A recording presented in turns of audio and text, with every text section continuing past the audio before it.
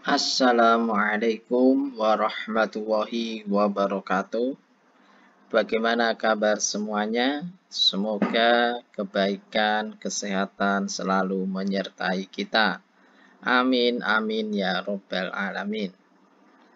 Pada kesempatan hari ini kita akan belajar dan berdiskusi tentang prosedur dan langkah-langkah pengembangan kurikulum PAUD. Bersama saya Dr. M. Fadlillah, SPDI, MPDI. Berikut pembahasan selengkapnya. Yang pertama, prosedur pengembangan kurikulum PAUD. Dalam mengembangkan kurikulum PAUD, maka ada 3 prosedur pengembangan kurikulum yang harus dilakukan oleh tim pengembang kurikulum. Yang pertama adalah analisis konteks, yaitu memahami perundang-undangan sebagai dasar pengembangan kurikulum, termasuk visi, misi, dan tujuan lembaga. Artinya bahwa sebelum melaksanakan proses pengembangan kurikulum, maka tim pengembang kurikulum harus paham terlebih dahulu terkait perundang-undangan yang menjadi dasar dalam pengembangan kurikulum PAUD. Selain itu, visi, misi, dan tujuan lembaga PAUD yang akan dikembangkan kurikulumnya. Nah, apa saja perundang-undangan yang sebagai dasar pengembangan kurikulum? Nah, yang pertama Undang-Undang Nomor 20 Tahun 2003 tentang Sistem Pendidikan Nasional. Artinya di sini bahwa dalam melakukan pengembangan kurikulum harus paham terlebih dahulu Undang-Undang Nomor 20 Tahun 2003 tentang Sistem Pendidikan Nasional. Di sana ada pengertian PAUD, ada tujuan pendidikan. Sehingga nanti dalam mengembangkan kurikulum harus sejalan dengan Undang-Undang Nomor 20 Tahun 2003. Yang kedua adalah Permendikbud, Peraturan Menteri Pendidikan dan Kebudayaan Nomor 137 Tahun 2014 tentang Standar Nasional Pendidikan Anak Usia Dini. Jadi harus tahu dulu bagaimana standar nasional pendidikan anak usia dini. Nah, ini bisa dibaca di Permendikbud nomor 137 tahun 2014. Yang ketiga, undang-undang yang perlu dipahami adalah Permendikbud nomor 146 tahun 2014, yaitu tentang kurikulum 2013 PAUD. Nah, sebagai tim pengembang, maka harus paham bagaimana kurikulum 2013 PAUD. Maka perlu membaca, memahami Permendikbud nomor 146 tahun 2014. Nah, selain itu juga harus melakukan analisis, harus melakukan kajian terhadap visi, misi, tujuan yang ditetapkan oleh lembaga. Sehingga harapannya apa? Kurikulum yang nantinya dikembangkan melalui analisis konteks ini bisa menjawab, ya, bisa memenuhi ya kebutuhan dan apa yang diharapkan oleh lembaga. Tidak bertentangan dengan undang-undang, ya, sejalan dengan undang-undang, sejalan dengan Permendikbud 137 maupun 146 dan sejalan dengan visi misi tujuan lembaga. Ini yang pertama, analisis konteks. Kemudian yang kedua adalah penyusunan. Nah, setelah melakukan analisis konteks, maka dilakukan penyusunan. Menyusun kurikulum oleh tim pengembang kurikulum. Siapa saja tim pengembang kurikulum?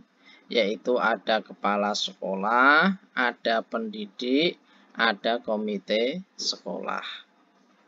Jadi, paling tidak tim pengembang kurikulum itu ada kepala sekolah, ada pendidik, ada komite sekolah.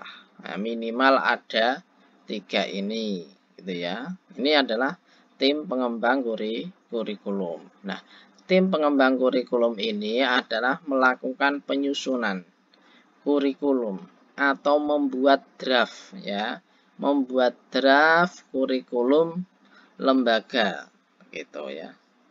Ketika tim kurikulum sudah melakukan penyusunan dan seluruh langkah-langkahnya sudah dilalui, begitu ya, maka yang ketiga adalah pengesahan, yaitu mengajukan dokumen kurikulum untuk disahkan oleh pejabat di Dinas Pendidikan.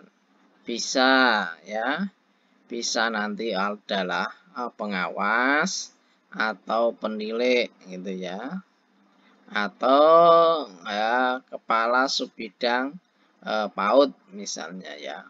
Ini. Jadi ini adalah prosedur pengembangan kurikulum. Jadi ada analisis konteks, proses penyusunan, kemudian yang terakhir pengesahan. Jadi ada 3 prosedur. Nah, yang lama nanti adalah di penyusunan ini ya. Di penyusunan kurikulum oleh tim pengembang kurikulum ini yang nanti membutuhkan waktu lama, begitu ya. Kalau pengesahan ini sangat singkat ya, tinggal dibawa ke dinas terkait, begitu.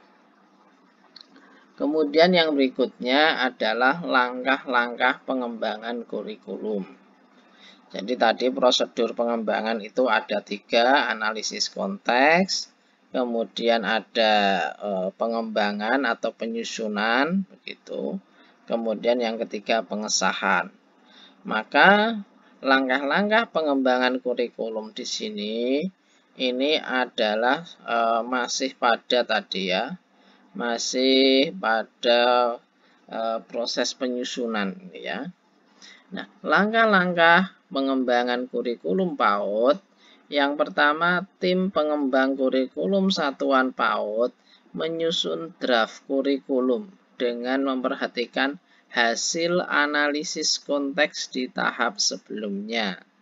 Ini ya, jadi tadi setelah melakukan analisis konteks ya dengan memahami perundang-undangan dan juga visi misi tujuan lembaga, maka tim pengembang kemudian menyusun draft kurikulum. Kemudian yang kedua, pembahasan draft kurikulum dilakukan oleh semua tim pengembang, mulai dari kepala sekolah, guru, kemudian komite sekolah, gitu ya. Kemudian yang ketiga, tim pengembang melakukan review dengan memperhatikan masukan dan perbaikan-perbaikan. Jadi setelah draft jadi, kemudian dilakukan diskusi ya, dilakukan jadi dilakukan musyawarah, dilakukan pertemuan, begitu. Untuk apa? Untuk menerima masukan-masukan ya, untuk melakukan review terhadap draft kurikulum yang sudah disusun, begitu ya. Nah, masukan-masukan itu kemudian nanti untuk penyempurnaan draft kurikulum yang sudah dibuat. Kemudian yang keempat adalah satuan PAUD atau yayasan menetapkan kurikulum satuan PAUD. Jadi satuan PAUD atau yayasan menetapkan kurikulum satuan PAUD, ditetapkan. Setelah ditetapkan, kemudian nanti disahkan ke dinas terkait. Nah, ini ya. Kemudian yang kelima adalah sosialisasi kurikulum kepada seluruh guru, tenaga kependidikan, dan komite satuan PAUD. Jadi di sini setelah kurikulum jadi ditetapkan, maka perlu ada sosialisasi kepada seluruh guru PAUD, tenaga kependidikan, dan komite satuan PAUD. Kenapa perlu diadakan sosialisasi kurikulum PAUD? Supaya program-program yang ditetapkan oleh sekolah dalam kurikulum tersebut bisa mendapat dukungan dan bisa berjalan dengan baik serta mendapat dukungan dari seluruh sivitas yang ada di satuan PAUD. Nah, inilah tadi 5 langkah 5 langkah dalam pengembangan kurikulum PAUD. Kemudian yang berikutnya adalah dokumen kurikulum PAUD. Apa saja jenis dokumen kurikulum PAUD yang harus dibuat oleh tim pengembang kurikulum PAUD, gitu ya. Maka di sini kurikulum PAUD itu ada 2 jenis dokumen. Yang pertama dokumen 1, yang kedua dokumen 2. Nah, dokumen 1 ini lebih berkaitan dengan profil lembaga, kemudian latar belakang lembaga, begitu ya. Tujuan dan dasar pengembangan kurikulum, visi misi dan tujuan lembaga, program pengembangan dan muatan pembelajaran, pengaturan beban belajar, dan kalender pendidikan. Ini adalah dokumen 1.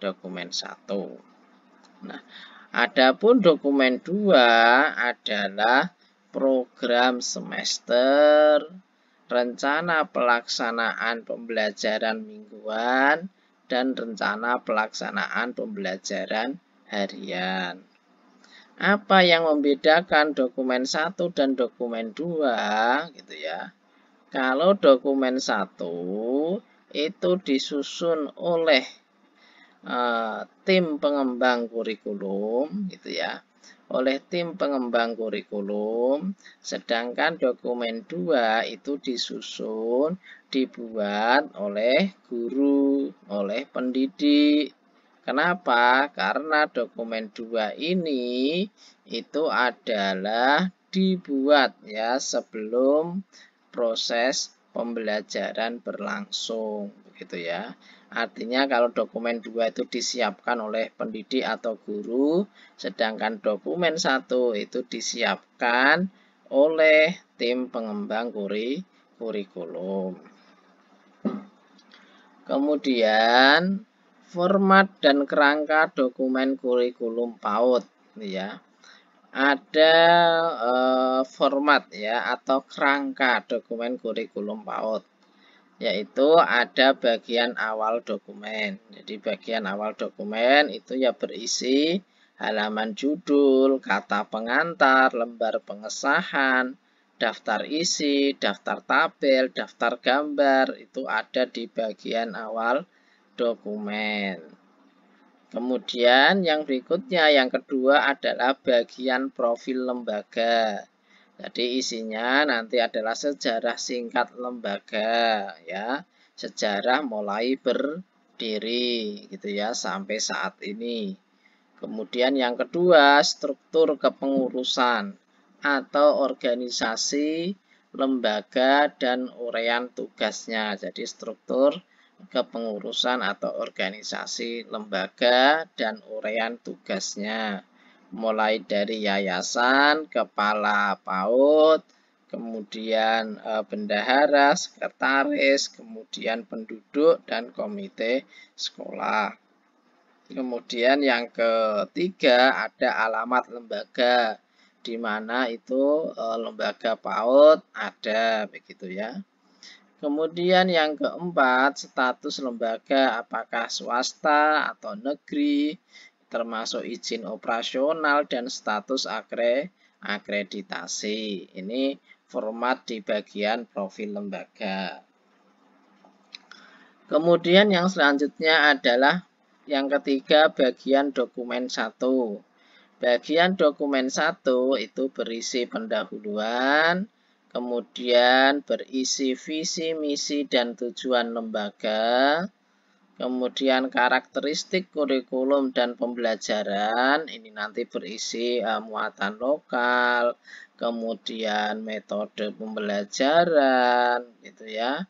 Itu nanti ada di karakteristik kurikulum dan pembelajaran.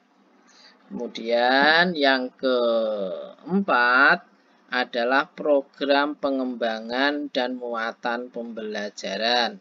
Jadi program pengembangan dan muatan pembelajaran. Kemudian yang kelima itu ada kalender pendidikan. Ada kalender pendidikan yang dibuat oleh guru selama satu tahun. Kemudian yang terakhir ada standar operasional prosedur atau SOP berbagai kegiatan yang dilaksanakan di satuan PAUD. Kemudian yang berikutnya bagian dokumen 2 gitu ya.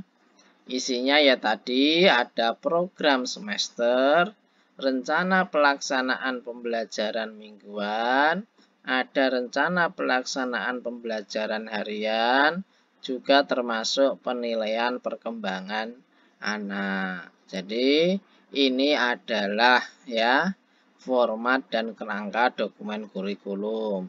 Kemudian ada bagian penutup nanti berisi saran-saran begitu ya. Nah, ini adalah prosedur pengembangan kurikulum PAUD ya yang perlu diperhatikan, yang perlu dipahami mulai dari tadi prosedurnya analisis konteks, penyusunan sampai pengesahan, kemudian ada 5 langkah dalam pengembangan kurikulum. Formatnya sudah saya buatkan seperti ini. Harapannya ini adalah format minimal. Tentu nanti harus bisa dikembangkan sedemikian rupa sesuai dengan kebutuhan lembaga. Demikian yang dapat kami sampaikan pada pertemuan ini. Kurang lebihnya mohon maaf. Terima kasih. Saya akhiri. Wassalamualaikum warahmatullahi wabarakatuh.